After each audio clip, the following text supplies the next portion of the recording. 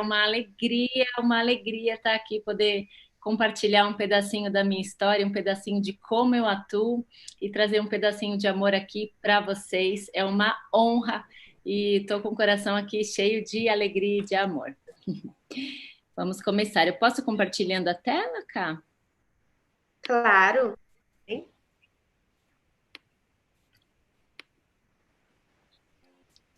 Então, vamos falar de fonoaudiologia sistêmica, novas perspectivas e atuação com um olhar além do sintoma.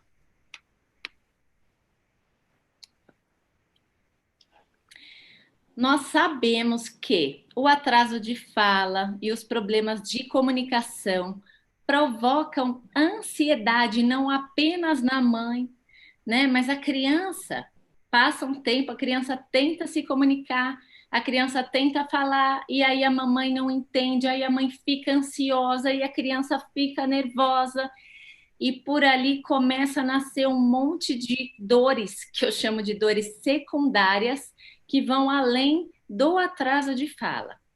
Então, como nós, fonoaudiólogas, podemos ajudar essas mães, essas famílias, diante dessas dores secundárias que nós sabemos que atrapalha demais o andamento do nosso trabalho? A gente sabe também o quanto os familiares, o homem e a mulher, o papai e a mamãe começam a ter intriga entre eles porque a criança não fala ou porque a criança tem um atraso e às vezes o papai cobra da mamãe algo que muitas vezes ele não fez. Então, como que a gente pode ter este olhar ampliado além do distúrbio de fala, que é o que eu chamo de olhar além do sintoma?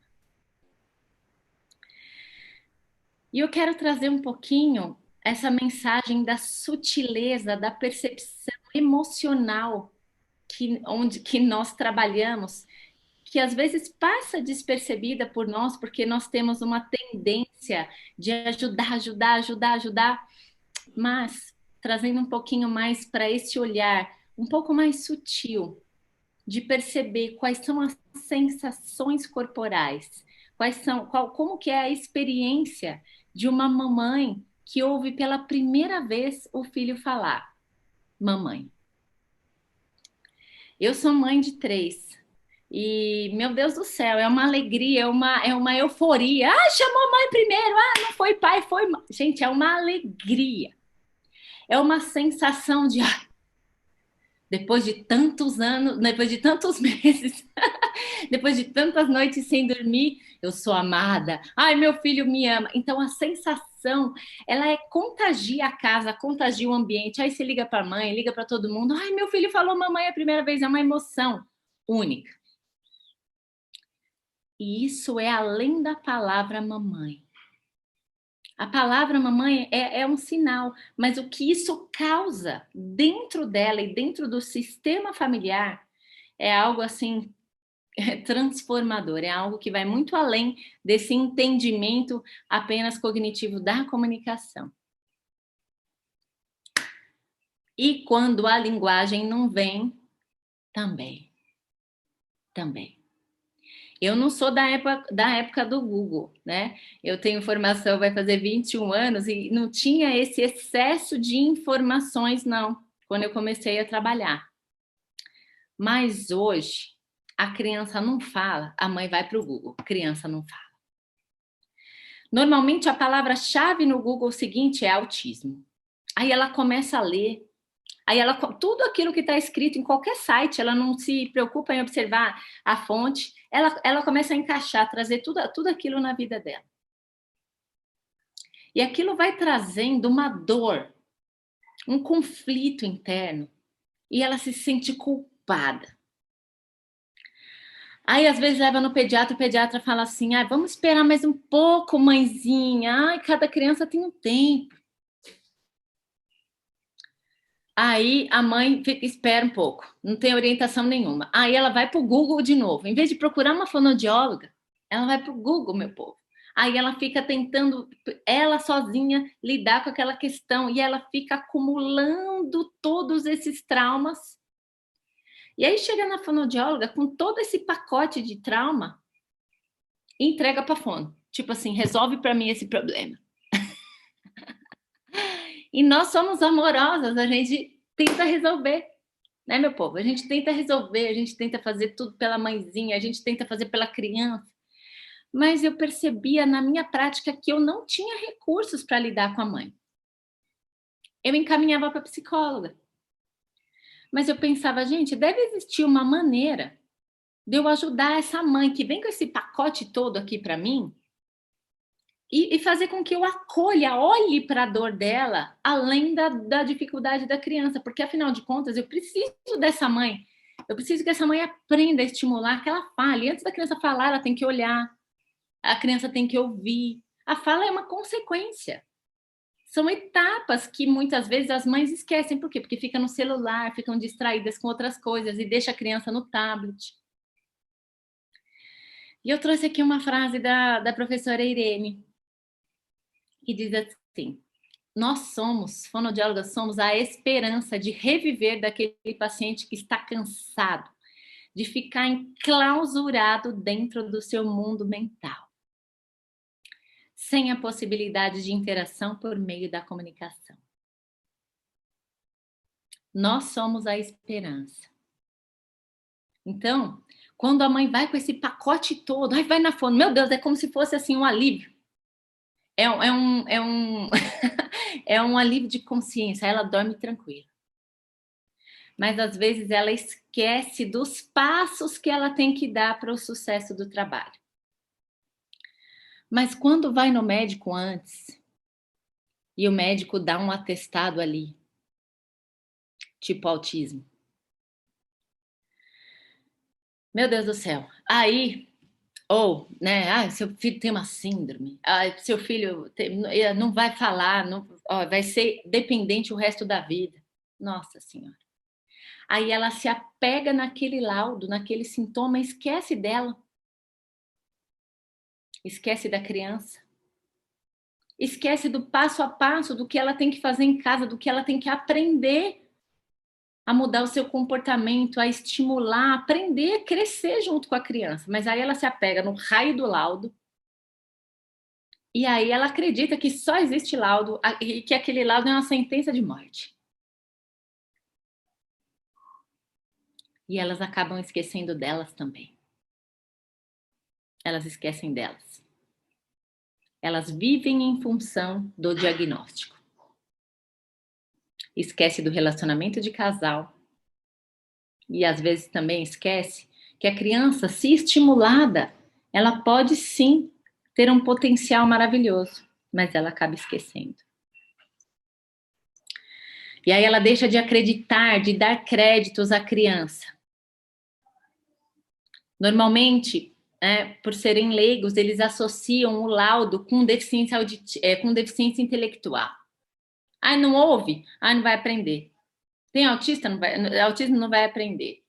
Ai, tem síndrome de Down, não vai aprender. Tem processamento auditivo? Não vai. Elas acabam confundindo. E esse não vai aprender cria o que eu chamo de dores secundárias e faz com que ela não fique com o essencial, com o principal. Aquilo que daria força para ela e daria resultado nas nossas estimulações, no nosso trabalho, nas nossas orientações. E aí ela transfere para nós.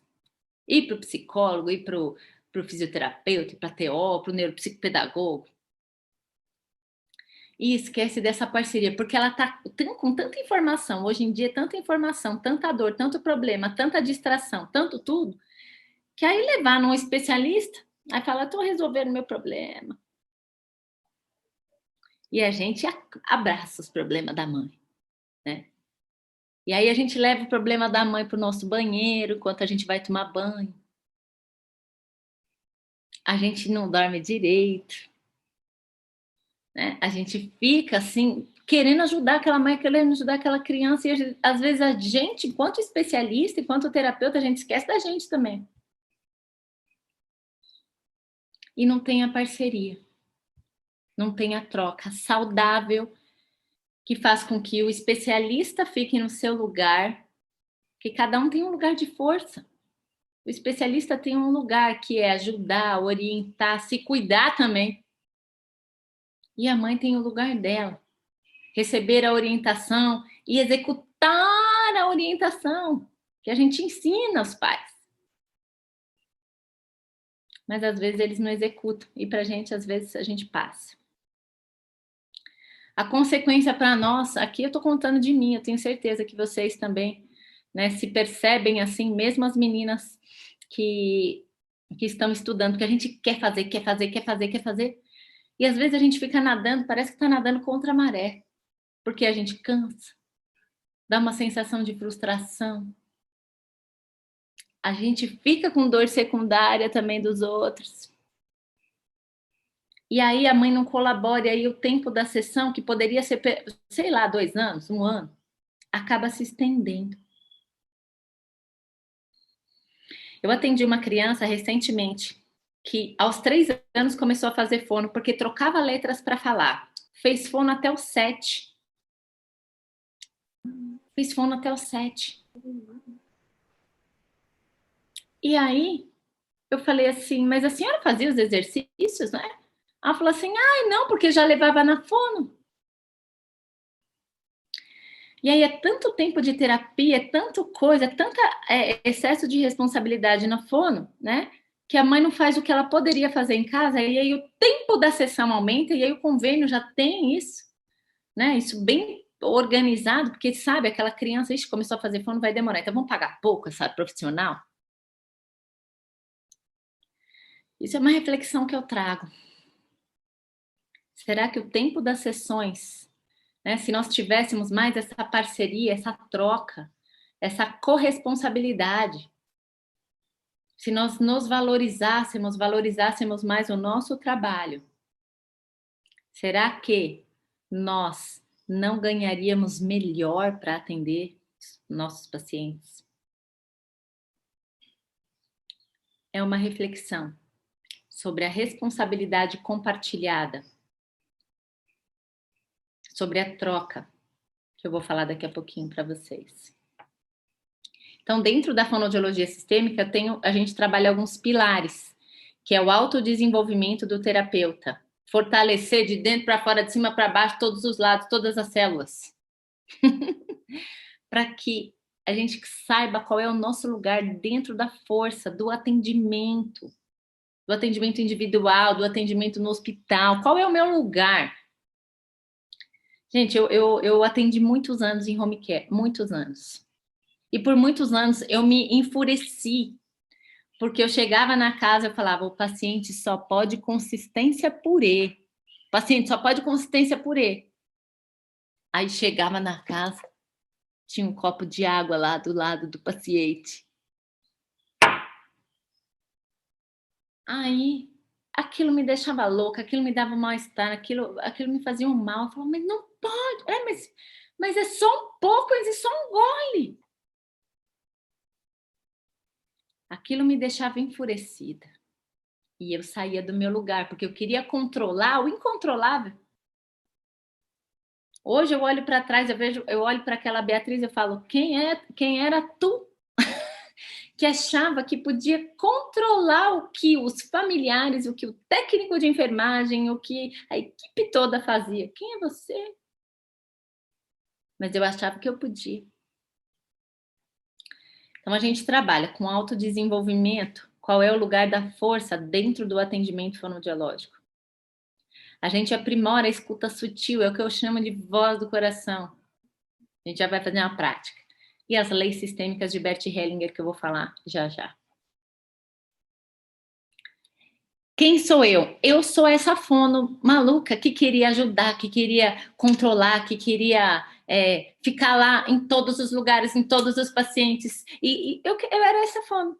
Eu sempre fui esta pessoa que atendia. Né? Eu morava em São Paulo, de Guaianazes aos Jardins. Né? Eu rodava São Paulo da Zona Norte à Zona Leste, né? Não sei quantos quilômetros por dia, achando que eu controlava, né? O que o paciente comia, o que o paciente... Eu achava que eu era essa pessoa. Até que eu achava que eu era assim, né? Eu achava que eu podia. Eu me achava muito. Meu povo, eu me achava muito. Até que com 28 anos, eu fui mamãe bem jovem, eu fui mamãe com 24. E aí, com 28 anos, eu tentei engravidar. E não consegui. Eu falei, mas eu não consigo engravidar, mas beleza, então tá bom. Então eu vou no especialista em fertilização, porque ele vai dar um jeito, né? Eu quero engravidar, eu consigo tudo, eu controlo tudo na minha vida, eu consigo tudo. Então eu fui no especialista em fertilização in vitro. Aí ele falou assim, nossa, Beatriz, você é um pouco ansiosa, né? Você já quer engravidar? Faz quanto tempo que você parou de tomar pílula? Eu falei, 2 meses, mas eu não engravidei, eu quero engravidar agora, porque eu fiz um plano de vida que com 30 anos eu vou ter 2 crianças. E o cara só olhando, anotando. Eu me coloco no lugar daquele médico. Hoje, né, despertando a voz do meu coração, eu sei o que ele pensava. Menina louca, desequilibrada, ansiosa, controladora, pensa que pode tudo da vida. Tenho certeza que ele escreveu tudo isso aí de mim. Ele falou, não, Beatriz, mas não é assim, né? Tem um passo, calma, né? Não é assim, você vem aqui, eu já te dou uma injeção, você engravida amanhã. Não, a gente tem que saber, né? Vamos fazer uns exames. Falei, não, mas tá tudo bem. Tá tudo bem, tá tudo certo. Até que ele falou, não, tudo bem, mas a gente pode fazer uns exames? Eu falei, pode, né? E na clínica dele tinha um laboratório e colhi os exames ali mesmo, né? Os que podiam sentar em jejum. E aí ele me encaminhou para fazer ultrassom. E na primeira colocada, assim, sabe? Do condutor lá, do ultrassom, a médica falou, nossa, olha, você tem um tumorzinho. Eu falei, não, não tenho, não. Falei, não tenho, não. Ela falou, tem sim, é bem pequenininho. Falei, tudo bem, tá, o que a gente precisa fazer? Sabe, uma pessoa desatenta, desconectada, sabe, achando que eu controlava tudo. Bom, a fonoaudiologia sistêmica começou a nascer aí. Quando a vida me deu esse susto, bem na tireoide, eu tinha feito meu F2 na Unifesp em laringectomizado. Aí eu falava assim, é castigo de Deus, é castigo? Não é possível, é castigo. Mas ao mesmo tempo, alguma coisa que me falava assim, não é castigo. Ó a vida que tu leva, Beatriz. Ó o jeito que você é. Você acha que você engravida, você acha que você controla seus pacientes. Olha isso. Bom, fiz a remoção total da tireoide com 28 anos. Sinto que algo me bloqueava aqui, agora flui, para eu conseguir falar de mim, falar das minhas dores, falar das minhas dificuldades, das minhas fraquezas. Eu falo, eu ouço e eu acolho isso. E a partir daí, tudo nos meus atendimentos, na minha compreensão da vida, naquilo que fazia sentido, por que nós estamos aqui, por que será que eu sou fonoaudióloga? Por que será que eu tive que passar por isso? Por que será que eu trabalho com comunicação? Será que comunicação é só isso?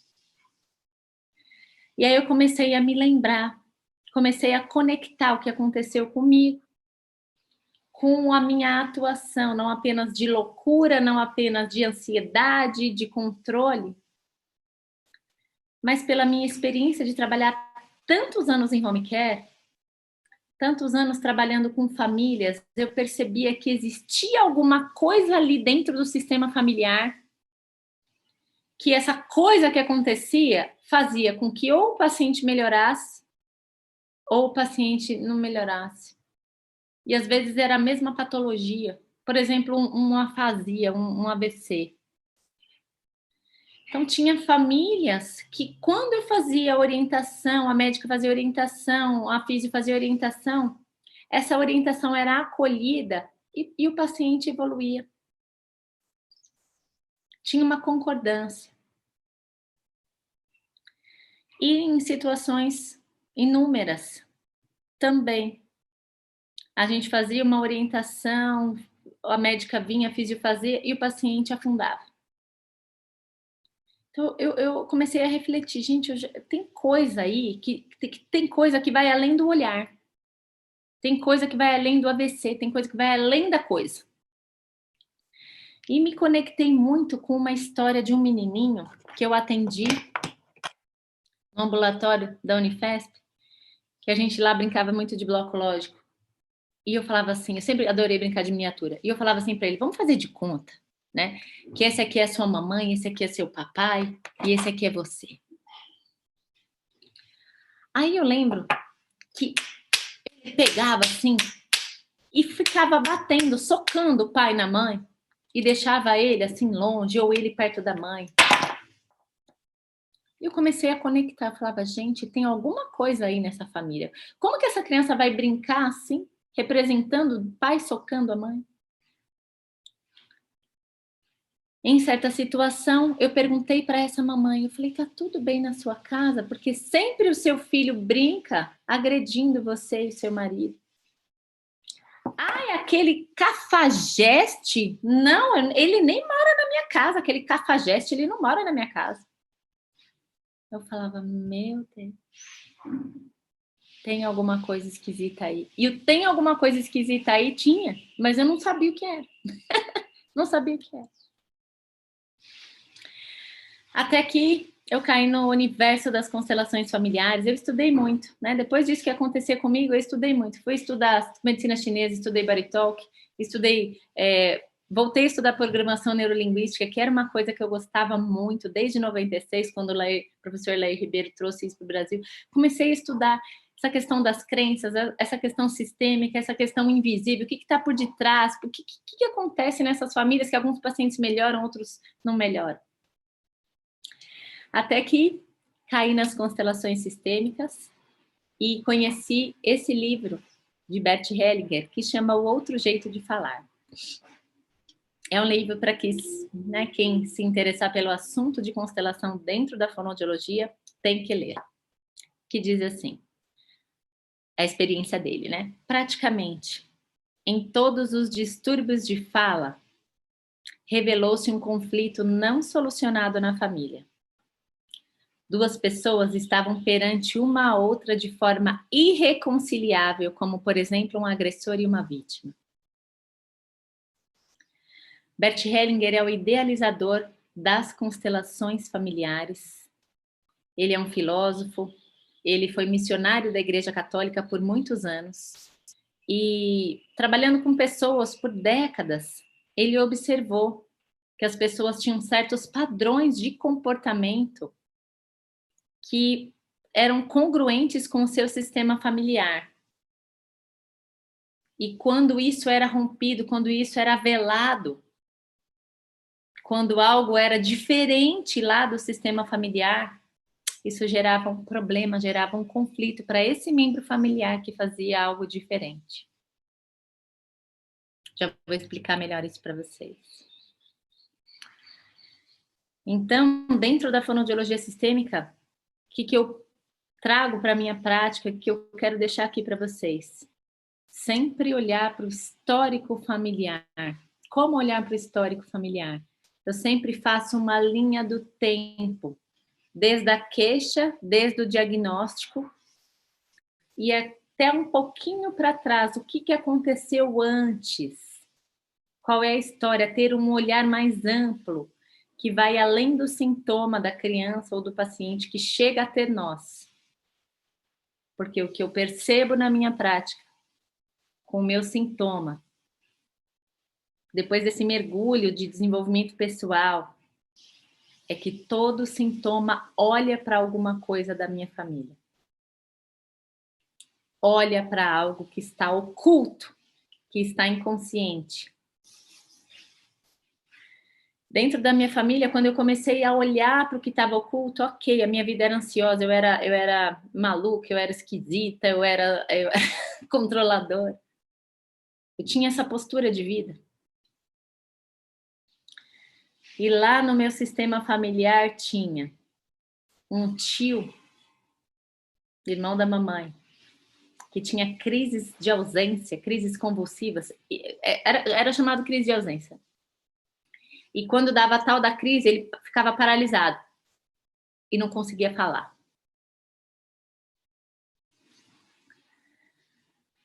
Vovô, quando eu tinha 13 anos, 14 anos. Foi diagnosticado com um tumor cerebral que afetou a área da fala. Caso de autismo na minha família, do lado do papai.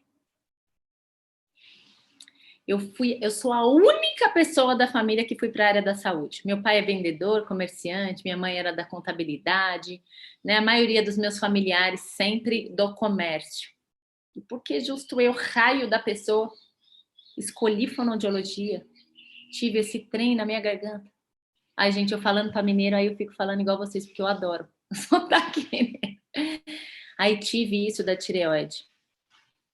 E quando eu olhei para o meu sistema familiar e vi que de uma maneira amorosa, mas que de uma maneira bem triste, eu estava repetindo um padrão, uma história, isso me trouxe paz. Isso me trouxe paz. No sentido de, eu não preciso repetir essas histórias da minha família e ficar doente igual. E não é dessa maneira que eu posso dar voz para esse tio que não falava, para esse meu vovô que faleceu em 3 meses. Eu posso dar a voz de uma outra maneira. Então, essa visão sistêmica, eu trouxe um versinho aqui para vocês, para ampliar um pouquinho esse olhar. Diz assim: por falta de um cravo, se perde uma ferradura. Por falta de uma ferradura, se perde um cavalo. Por falta de um cavalo, se perde um cavaleiro. Por falta de um cavaleiro, se perde uma mensagem. Por falta de uma mensagem, se perde uma batalha. Por falta de uma batalha, se perde o reino inteiro. E tudo por falta de um cravo.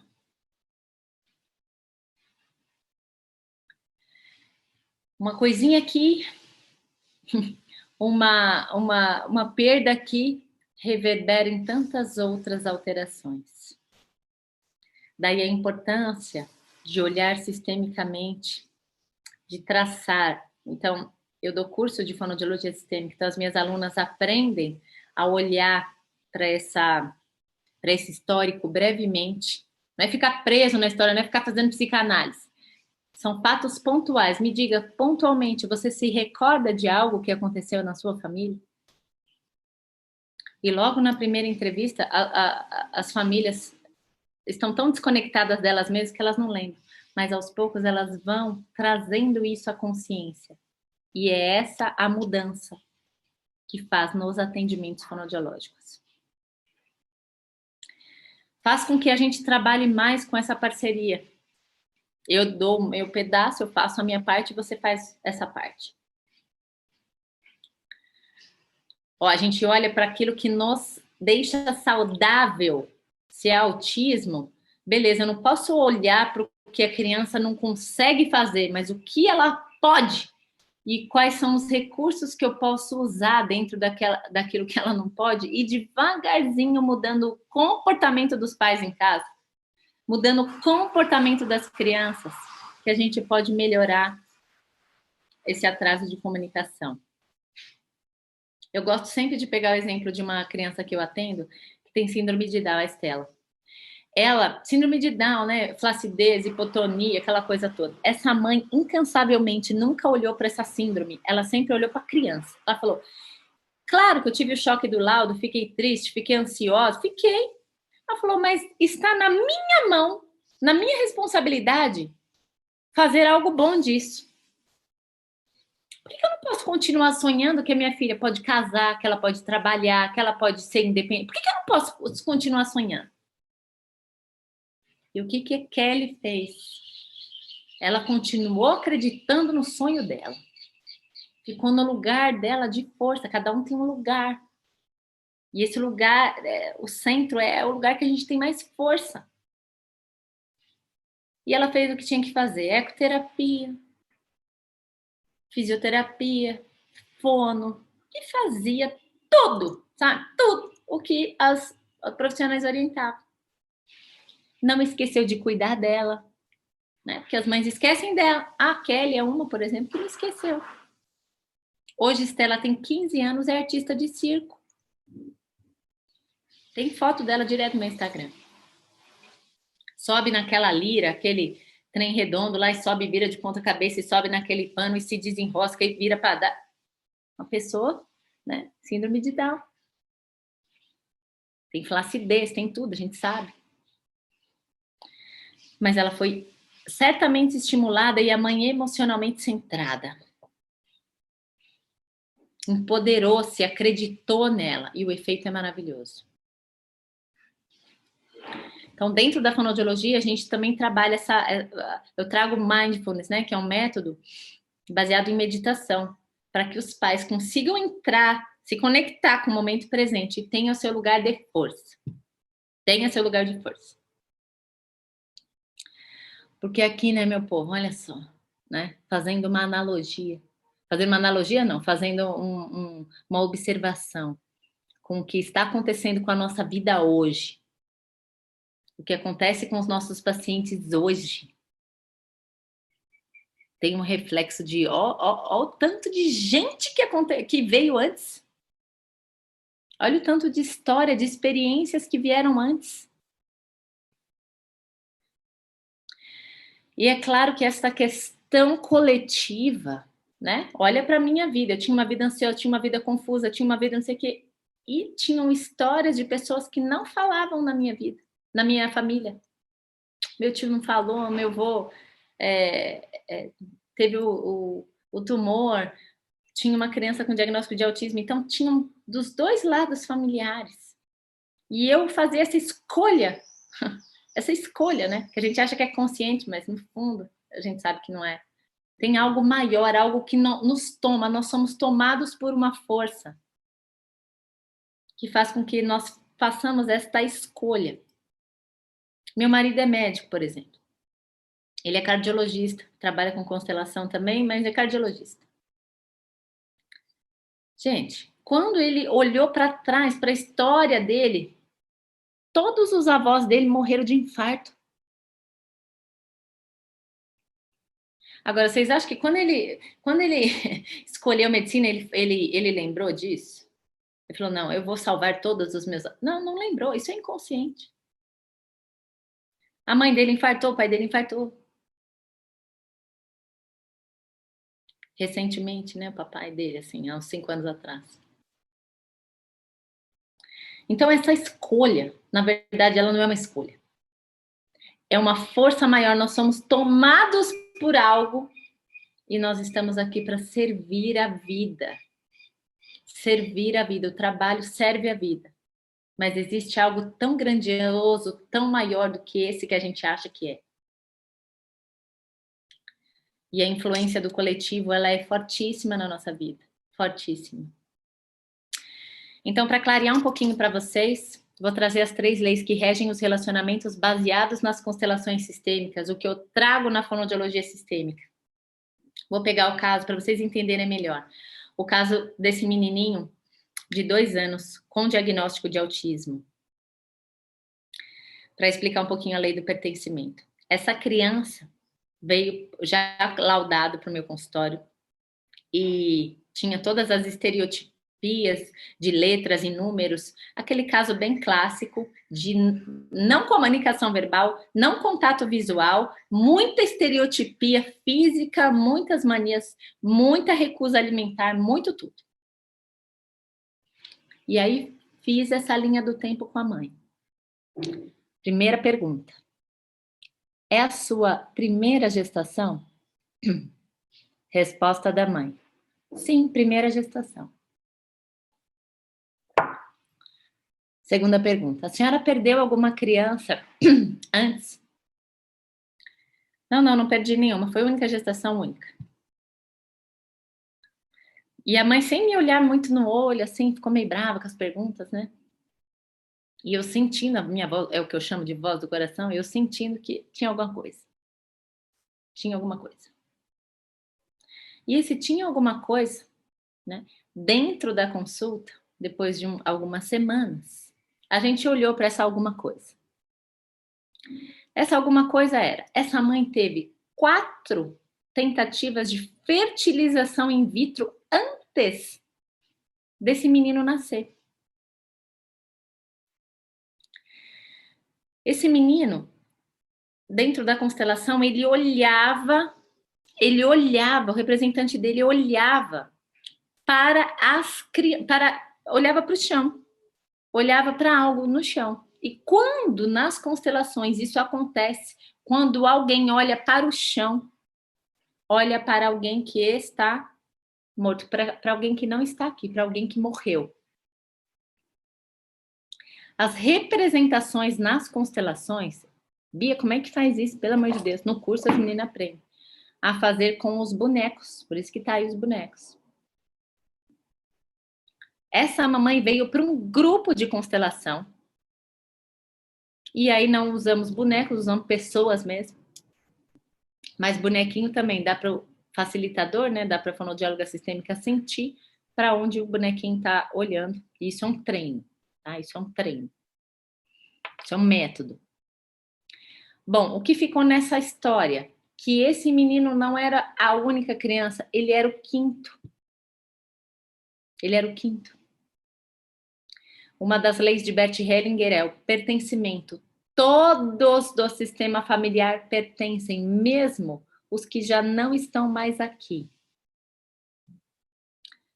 Resultado. Quando eu coloquei esse menino, né, dentro da sessão lá, esse menino ficou no lugar quinto, lembra? Todos nós temos um lugar de força.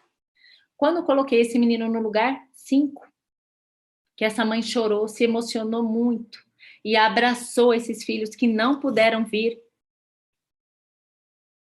Foi a coisa mais linda, foi muito emocionante, porque esses pertencem, todo mundo pertence. Beleza, a mãe veio no workshop, na sessão seguinte, o menino já tinha um outro contato visual. Até a minha secretária falou, Bia, ele chegou aqui, menina, ele nem veio mexer nas minhas fichas. O que aconteceu? Então, não é um milagre, não é um misticismo, não é uma abordagem fenomenológica, é uma abordagem que a gente olha para o campo informacional do sistema familiar, qual é a história que esse sintoma nos conta, e isso traz mais paz. A ideia de trazer constelação familiar para dentro da fonoaudiologia sistêmica é trazer paz para as famílias e fazer com que cada um encontre o seu lugar de força. Essa mãe ficou muito mais fortalecida. Conseguiu obedecer às orientações da nutricionista, por exemplo, em relação à restrição alimentar, que ele tinha muita. Ela reconheceu o seu lugar de força.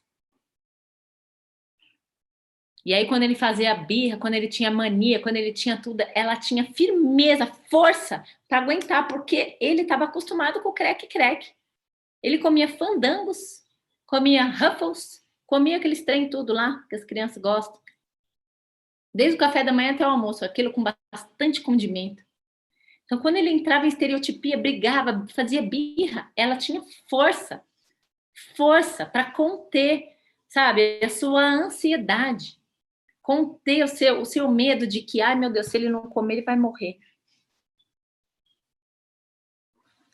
Então, este lugar de força dentro das constelações a gente encontra. Um outro caso para explicar sobre a hierarquia. Caso de uma menininha de 3 anos, foi afastado deficiência auditiva, foi afastado autismo, foi afastado tudo. E a mãe, uma pessoa muito, muito consciente, fazia as estimulações direitinho, mas a menina simplesmente não falava. Olhando para o histórico, então lembra sempre olhar para um histórico breve.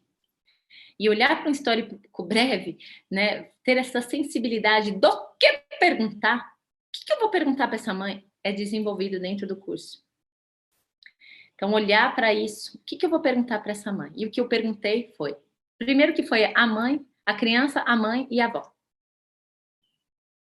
Toda vez que essa avó ouvia essa mãe falando, né, da menininha que não fala, e a avó chorava. E aí eu perguntei, eu falei, o que de tão triste aconteceu na vida de vocês? O que de tão triste aconteceu na vida de vocês? E a avó me respondeu, que perdeu uma filha.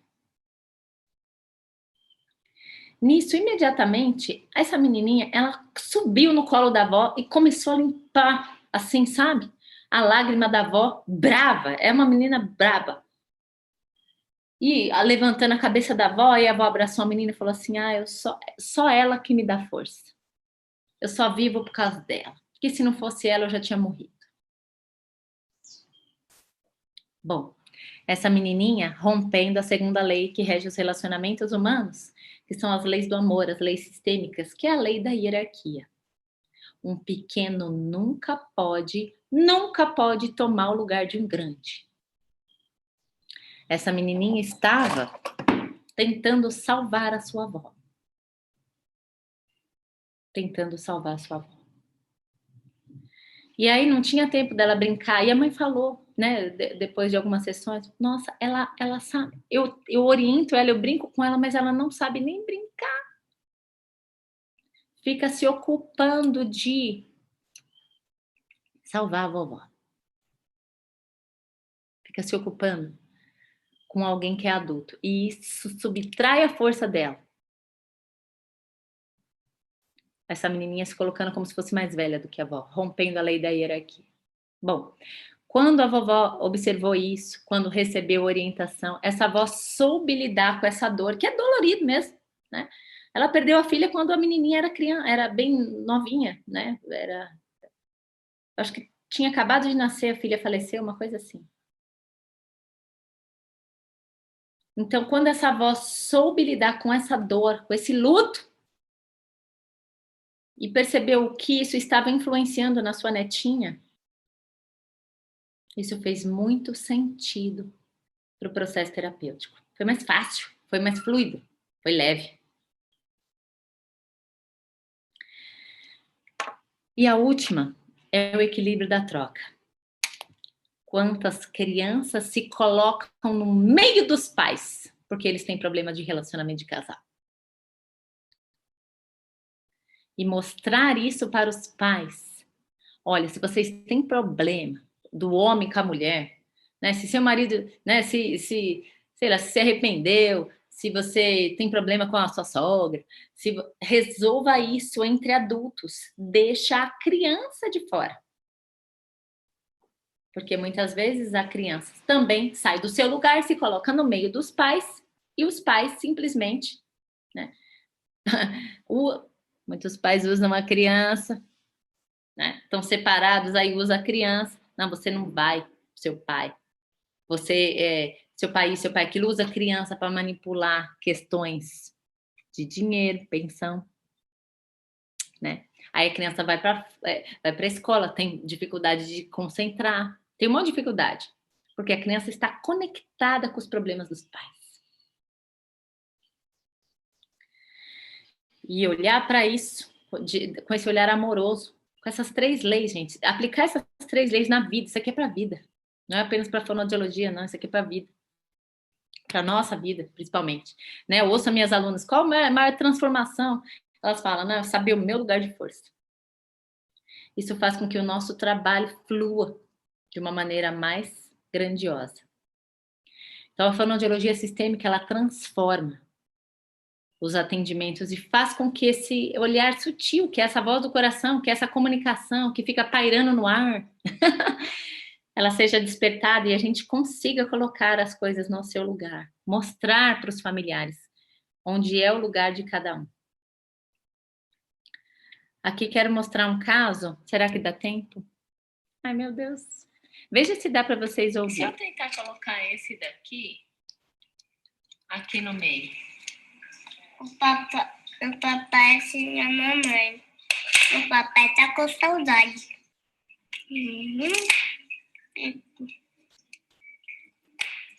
Como é que é?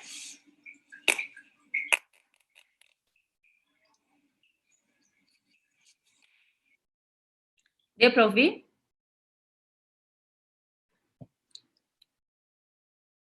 Ele fala, o papai sem a mamãe. O papai tá com saudade.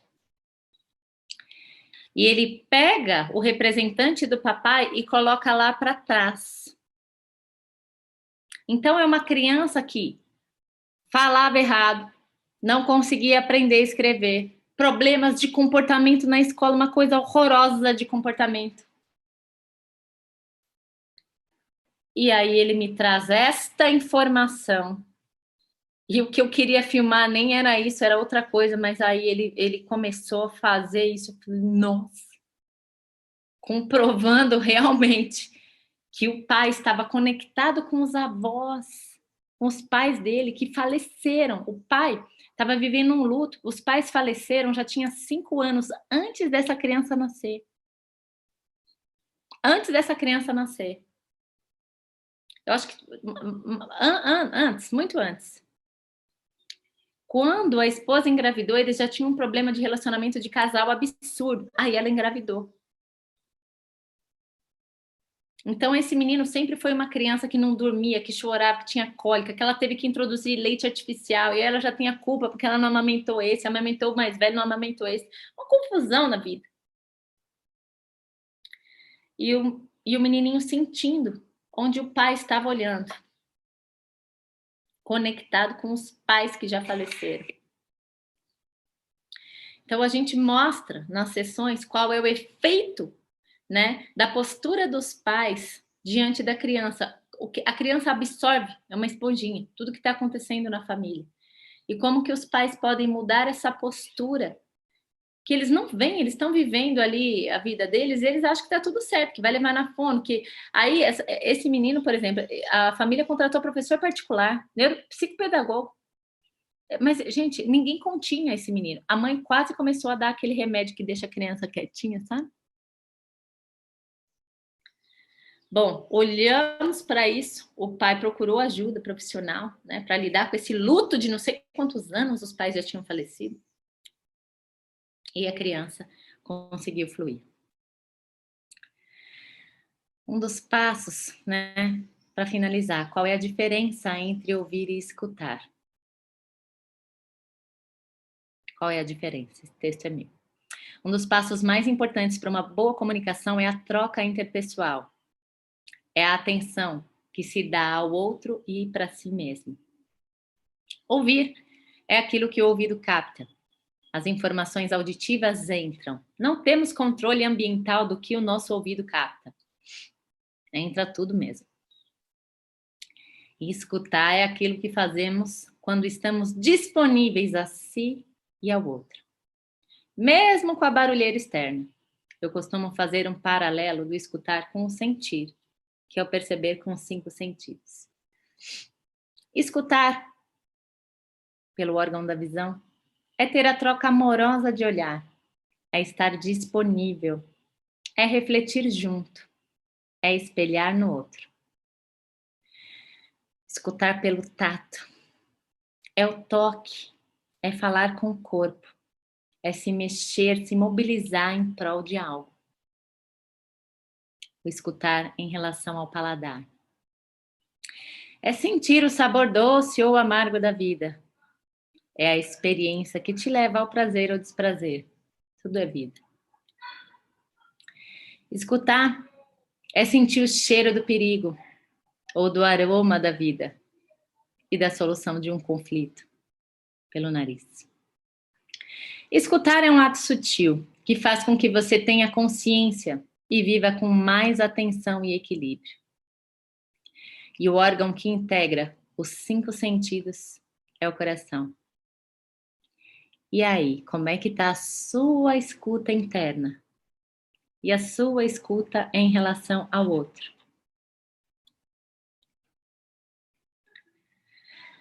Dá até, queridos, com essa conexão com os 5 sentidos, através da voz do coração, fazer atendimentos online com crianças especiais. Essa conexão do coração, ela não é perdida pela distância. Eu fiquei 4 meses sem ir na casa dessa menina. Com paralisia cerebral grave, a mãe recebendo as orientações e aplicando. Dá certo. O atendimento online desconecta? Depende se você consegue praticar esse olhar sutil, né? Ouvir, escutar conectar e despertar os seus sentidos dá certo. A minha experiência mostra que dá certo. Eu tenho uma aluna que não voltou para o consultório até hoje, a Carla, e tá nessa conexão de amor. É mais gostoso ao vivo? Mais gostoso ao vivo. Mas olha aqui, nós estamos conectadas todas pelo coração. Isso dá certo. A inteligência artificial veio com tudo, mas a conexão humana, ela jamais será substituída por uma máquina. Jamais. Basta a gente se conectar.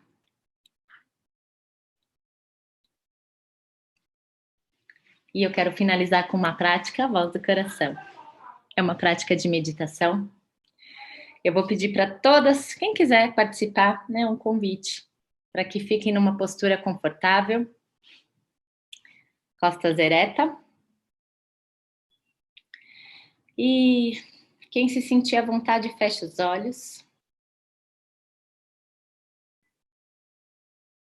E repouse a sua atenção na sua respiração.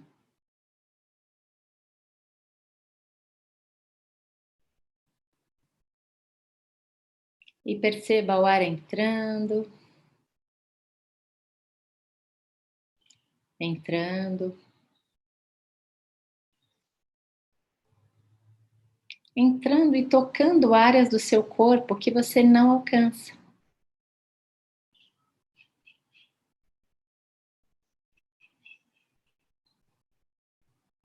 Entrando e trazendo frescor para suas narinas, para sua faringe, para sua laringe, para os seus pulmões.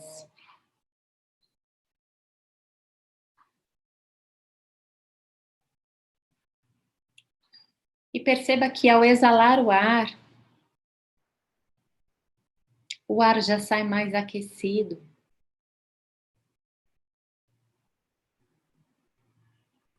E ele toca as mesmas áreas, mas com uma temperatura diferente da inspiração.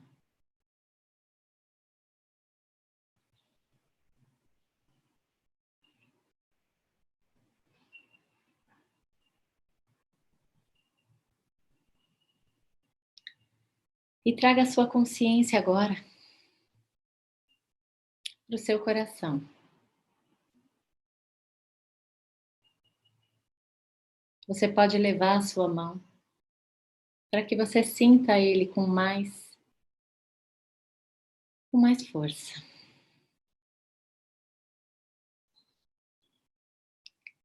Talvez você possa perceber as batidas dele.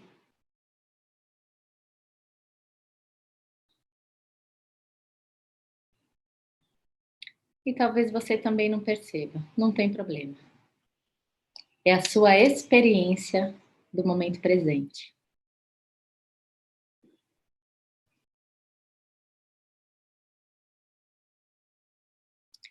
O coração está aí. Desde antes de você sair da barriga da sua mamãe.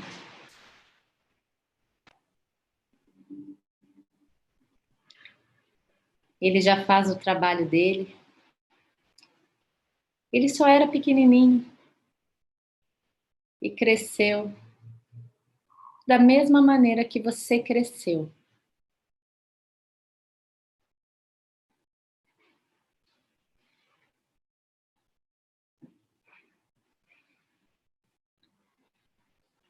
E eu quero que você se lembre de quando você era pequenininho ainda. E que você conseguia tudo o que você queria.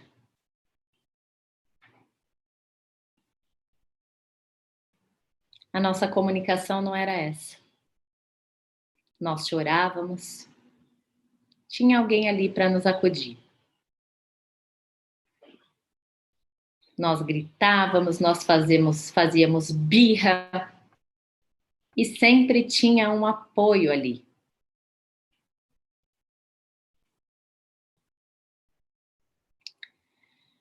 Essa força interna da criança,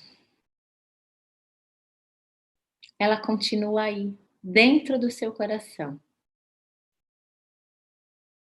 ela continua dentro de você.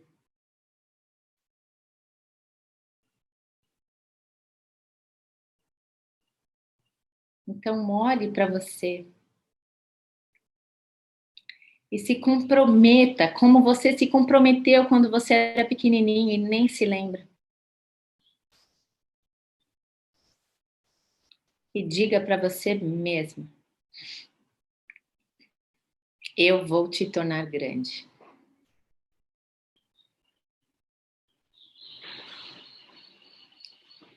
Eu vou te ouvir mais.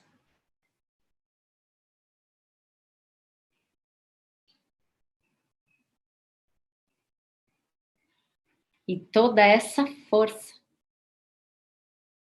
eu me comprometo de trazer de volta todos os dias da minha vida. Eu prometo, eu vou me ouvir mais. Eu vou te fazer grande.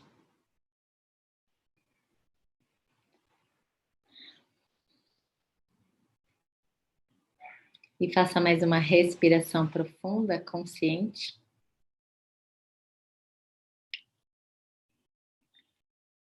E traga a sua atenção para o aqui e para o agora e abra seus olhos.